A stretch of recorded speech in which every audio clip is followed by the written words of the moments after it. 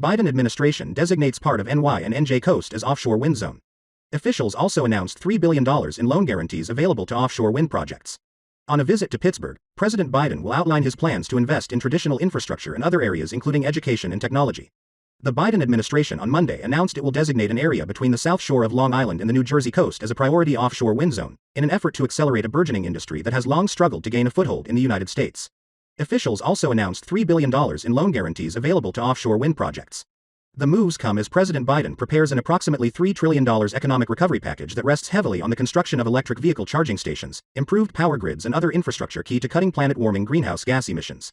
Separately, the White House is setting a goal of deploying 30,000 megawatts of offshore wind in the United States by 2030, a goal it claimed will create about 75,000 jobs, and devoting funding already approved by Congress to port infrastructure and transmission development.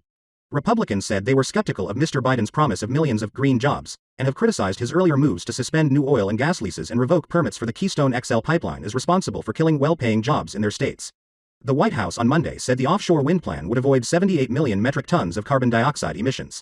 Officials estimate it will create 44,000 jobs directly in the offshore wind sector, like building and installing turbines, and 33,000 indirect jobs.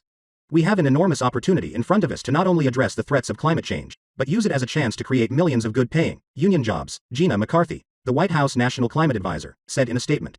She called offshore wind a new, untapped industry that will create pathways to the middle class for people from all backgrounds. Last month, the Biden administration took a key step in approving the nation's first large-scale offshore wind farm, off the coast of Martha's Vineyard in Massachusetts, a project that stagnated under the Trump administration. The proposal for 84 large turbines with 800 megawatts of electric generating capacity is slated to come online by 2023. Vineyard Wind is one of 13 offshore wind projects proposed along the East Coast, and the Interior Department has estimated that as many as 2,000 turbines could be rotating in the Atlantic Ocean by 2030.